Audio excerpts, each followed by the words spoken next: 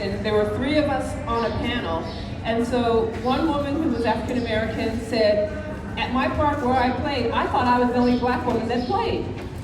There was a black gentleman on the panel. He said, I thought only black people played tennis growing up because that's all I saw at the club where I played. And I said, oh, I never knew tennis not in my life because my mother played tournaments all the time, and she played ATA, which were the African American tournaments, and the USTA tournaments. And I knew when you went to the USTA tournaments, they weren't always so happy to see you. So, as Linda said, when I won my championship in Detroit, that was a really big thing. Number one, because nobody that looked like me had done that. Now, when you turn on the television, it's no big deal. I mean, it's skills. So literally, I was learning how to play when I was on the tour because I was a baseline player. I was at the baseline, moved to California for USC, and everybody in California just automatically came to the net, to the point where I thought, oh, they're so rude. They just come in on anything. If you know anything about the old school California serve and volley players, East Coast, you had to work and set the point up, drops and this and that, and made your way to the net. So I had to learn how to come to the net. And I, as a fan, really hated it. I came here as a mom with a daughter that was very sick. And in that indoor building over there, because I can get the sense that pickleball is a community and that there's a lot of love and support among you all. So my daughter was in need of a bone marrow transplant. And so the tennis community at the US Open rallied around me. In the locker room, we had a bone marrow drive during the tournament, not before, during the tournament, in the women's locker room where players were coming in from their match. Did I miss it? Can I still do it? And y'all, it was not a cheek swab. It was a blood draw. We had men, women, umpires, tournament staff, everybody. People that you've heard about, Martina, just everybody. So that always holds close in my heart. Fast forward to working in a booth that was in the Arthur Ashe booth. Well, my daughter worked in there as a volunteer, and still today on one of those rafters is her growth chart. 2001, 2002, So she's like known as everybody's kid, but when I see that, I always check, is it still there? Or I would call up the person, if you ever tear that down, I want that steel beam. And then being here for the dedication of the Althea Gibson statue. And I would say what's significant about that, because I can just see by looking at you all that you're giving people. And when you're in the line of helping others, you never know, even if you're not intending to, you never know what one thing you might say that can change somebody's life. And I'm not talking about like, oh, you're trying to help a homeless person or a destitute person. I'm just talking about the person sitting right across from you. You might say something that can change their life. And I was training as a rookie in a cohort with Althea Gibson. And so, first of all, 2-time Wimbledon US Open champion, she knows what she's doing. So she had us all go out and hit, and then she sat us down at a table like this and said, what do you want? What do you want from tennis? What do you want? So I was so proud of myself, y'all, because remember, I'm not a new champion. And I said, I want to be good enough to play in the main draw of WTA tournaments. I thought that was a spectacular goal. And so she's tall like I am, but I was seated at the time, and she stood up and she said, with your wingspan, and she put her arms out like this. And this is a serve and volley era. She said, with your wingspan, Leslie, you need to think about winning tournaments, WTA tournaments. And I was like, oh, I'm gonna have to change everything. I'm gonna have to change everything, my attitude and everything. And I kept saying, this is a 2-time Wimbledon US Open champion that has told me I could win WTA tournaments. So as I ran, as I trained, that was sort of like, really like the wind beneath my wings. You just never know how you're going to impact people. And as I said, can I help you, miss? No. As I said, I grew up around tennis, so Arthur Ashe was like a family friend. And so there's other times there are moments that let you know you have achieved something. So one year I was at the French, Arthur was at the French, he was still playing, and I think this is really, after I had trained with Althea, I flew to Paris, and I qualified, and I got like to the round of 16. So I see Arthur in the hallway between the men's and ladies' locker room. How are you? What's going on? How you doing? And so I was like, oh, I'm playing so-and-so in the round of 16 on center tomorrow, you know. And so he looked at me and he said, oh, you're doing better than me. I'm out of the tournament. So my mind was, well, partly he was like, wait, Sarah's daughter is still surviving in the French Open? But my mind was, I'm really a pro. I've gone further than Arthur Ashe. I'm really a pro. There's always that second voice in my head. What is interesting is Leslie, she always never just played one event. Like some people would be a singles player. Leslie was out there with 3 events all the time, which was singles, doubles, and mixed doubles. And we always enjoyed watching Leslie. Like she said, this wingspan was always important in tennis. But now, what she says to me, now I have to run up to the kitchen and stop. I never had to do that. I could use my wingspan pretty much wherever I ended up. But now I got to get to the kitchen and I got to hold on. And this young woman, we do have one other story. Rick, did you ever play at the boys' 18s and 16s at Kalamazoo? I hope it wasn't our year. So I worked for Nike for 30 years. I was the 87th person with Nike. Of all of us, when I go into a Nike store now, and they say, can I have your number? And I say 87, they go, yeah, right. I mean, so I have to show them a card, actually. As the oldies, we did a sponsorship with the USTA to sponsor the boys' nationals, 18s and 16s. And every year in that sponsorship was we needed to provide 2 men players to do an exhibition on an exhibition night. And Rala Anderson, who since has left us, he was the one in charge of that. So the year before, we had McEnroe and Peter Fleming, and then all of a sudden there was some sort of a strike down in Cincinnati, and we couldn't get any men. There was a men's strike. No offense, Rick. So I had to come up with an exhibition. And I said, well, Rala, I think I got a good one. I got 5 players. Oh, that's amazing. I said, they're all women. And he said, no, we are not doing women at 18s and 16s. And I said, nope, we gotta take women. I can't get you any men. He said, well, nobody will show up for the exhibition. So it was Billie Jean King, Pam Shriver, Rosie Cassells, and Leslie Allen. And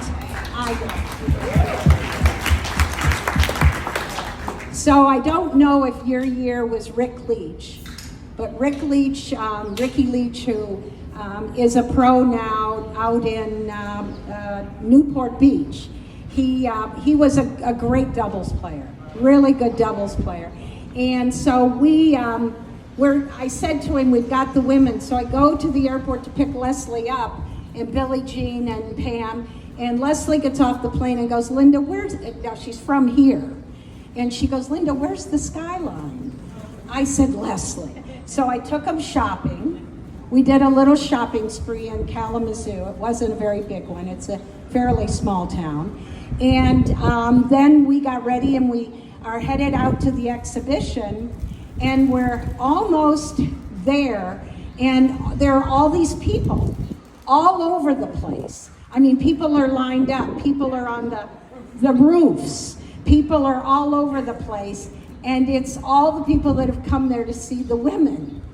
And of course I didn't see Rolla right away, which was a good thing. And so we go in, and Leslie and Rosie play the boys 16 doubles team, and Billie Jean and Billie Jean and Pam played the boys 18s. No offense, Rick, but the boys didn't win. And Rick Leach, who played against Billie Jean and Pam, said to me years later it was the highlight of his life. So, and Rosie and Leslie were out there entertaining, and they really did. It was the largest exhibition that the Kalamazoo had ever had. So I was pretty pleased she didn't see the skyline and she did get off the plane. But this young woman also graduated from USC summa cum laude, and has a mother that was her biggest fan, always at every match, no matter where it was in the world. And her mother also was an actress here on Broadway. So we all were accustomed to seeing Leslie's mother, and we felt like she was all of our mothers too. So Leslie has given as much to tennis as she has taken. And this facility in particular is very, very, very special to her. And I thank all of you for meeting Leslie Allen and knowing what this woman has to give in her life and to others. So thank you.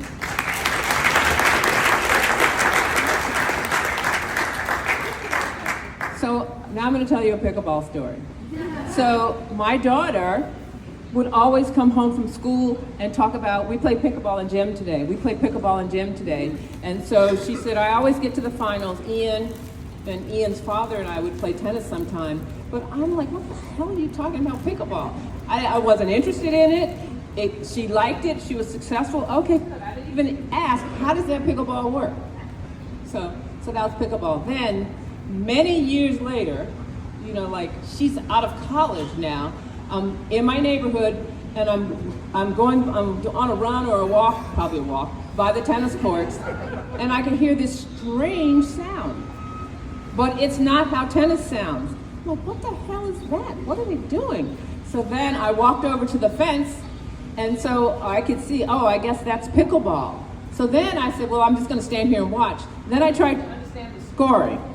And I was like, okay, wait, I am kind of a bright person. I can't figure out what the hell they're talking about. What? 0-0 start? What? 3-2-1? What? What is it? So I must have looked so perplexed, the ladies invited me in. And so then I started playing pickleball. Okay. I've been to 2 town meetings about pickleball. Okay. I felt like I was on an episode of Parks and Rec, but we were kind of talking about, the courts, how long, open play, closed play. The last one I went to, I really thought I was going to get in a fight with somebody, but I opted not to, and I was like, no, not today, Karen. So I have my badge, I have my pickleball wall. I'm monitoring how much time I'm spending on pickleball versus a social life. This is kind of the hybrid of pickle and social, so this doesn't count as a negative, it's a positive. And I just want you to know that I love playing the sport, and the hardest thing for me to realize, like Linda said, was 1, you don't volley the return. That was like, it's like shutting down all those instincts that your entire life you've learned how to hit, right? And the other one was the kitchen. Okay, y'all, as you can see, I have big feet. So that means I gotta be like 12 inches behind the kitchen or my feet are in the kitchen. But when you volley, you're running in, you get a position, and then you cut to the net. I'm like, what? So that's always like counterintuitive. And we won't even discuss like needing to follow through, because if not, the thing just dribbles off your paddle or to the net. So, tennis, you hit the ball on the rise. Pickleball, you wait till the last minute, and then, y'all know. So, but it's, what I like about it most is you get a chance to hit something. And in this world we're living in, some days I just leave my house, I'm going over to pickleball so I can hit something, not somebody, but something, and I get myself up to that kitchen line, that non-volley line, and get a chance to hit something. The only thing is, also, if you come from a racket sport, you know there's certain like patterns or shots that you hit, and you know it ain't coming back. And pickleball is coming back. So you gotta work and work and work, as you all know, until you get that opening where it won't come back. But now that becomes part of my challenge, is to be able to do that. And the last thing that I'll tell you is, you know, my friends listened to me, they were like, you are nuts. You're always talking about pickleball, and you're looking at videos about pickleball, and you're reading about pickleball. What is wrong with you? Are you trying to go out on the circuit? I'm like, no, I just want to get better. So she said, why can't you just go out there and have fun? I'm like, I don't know how to do that. I'm always trying to just learn how to hit a certain shot that I don't know. I'm struggling with my dink. I don't follow through. You know, she says, do you hear yourself? So I'm like, okay, I'm gonna try. And she says, why don't you just stay in the present? If you miss a ball, let it go. Just be in the present, next ball. So that was going to be my attitude. So it was open play. So the person I was playing with, I hadn't played, and so you know we tap paddled, and so she said to me as we were getting ready to start, have fun. She said, have fun. So I looked at her like she must have said, cure cancer. Because I was like, okay, I don't really know how that's supposed to work, but I'm going to try, you know. So that's now my mantra. Okay, just have fun, stay in the present, have fun. But it's really, really, really hard because I'm so competitive. Questions? Any questions? Well, that's a good All one. right. Leslie, explain to me, or explain to the crowd what you said to me about dinking. Well, you know, like, there's so many things in pickleball that's counterintuitive. So, obviously, when you're going to play in tennis, you want to keep your racket up. Well, in pickleball, you got to drop it, right? In tennis, you try and hit it early. You try and hit it early. Dinking, you got to wait. You know, that's really hard, especially if you're going to do a round the post kind of a thing. If you hit it too early, it ain't going to go where you think it's going. So you got to wait late. So it's always like, my first instinct is always to respond like a tennis player, but I'm like, no. You can't hit it that wide. It's pickleball. You got to hit it shorter. So it's, you know, that's the jumble going on in my head. But yes. What was your favorite major tennis venue and why? My favorite major tennis venue and why? It was not here. Sorry. It would be the Australian Open, because I really love the sporting sensibility that the Aussies had from the beginning, from Harry Hopman days. They were team-minded. You know, beat your brains out on the court, let's go have a brew after, versus Americans. And that's really sort of how pickleball, I find, it is. You know, you just help one another, and you play hard, you party sort of hard. So it would have been the Australian Open. Yeah. Did you ever play Greenlee in Main City? Greenlee Resort? Yes, I did. Greenlee, I think they used to have a tournament of champions there. My mom was director of tennis. Okay, yeah, I was in Greenleaf, stayed in one of those condos, played there in that Florida heat and humidity and bugs. But you know, we probably don't recognize it because it's probably built up all around. But yes, I did play in Greenleaf. Tennis has taken me to a lot of places, whether it's been in Africa, South America, you know, Europe. Yeah. We saw the men's back pros playing pickleball, seemed to be very entertaining.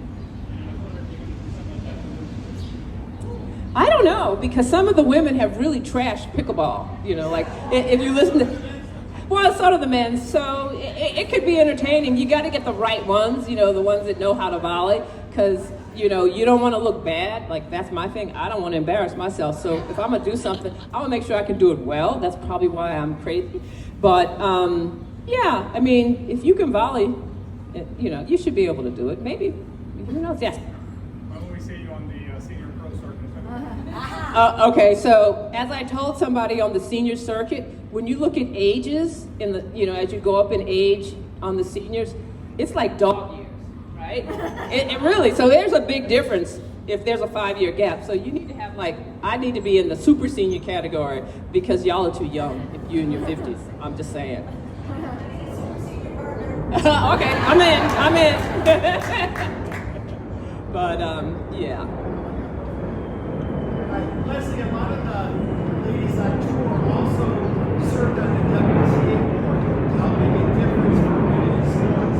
Did you have any involvement when you were on the tour working on the WTA? If you did, what were some of the things that you were passionate about that you contributed to help make a difference for the next generation that came through? So he was asking if I had served on the WTA board. And for me, the generation when I started on the tour, Billie Jean, as in Billie Jean King, well, I call her Billie, she was still playing. So when a new person showed up on the tour, and this was in the days before you traveled with entourages and coteries, it was just y'all in the locker room playing Boggle or something, you know. And so I saw a commercial with a Boggle thing on it, and I'm like, oh my God, Boggle, I remember that. Anyway, so Billie said, this is your responsibility to women's tennis, to put the best product out there, to interact with the fans, to interact with the to interact with the sponsors, and to become involved politically so you can control what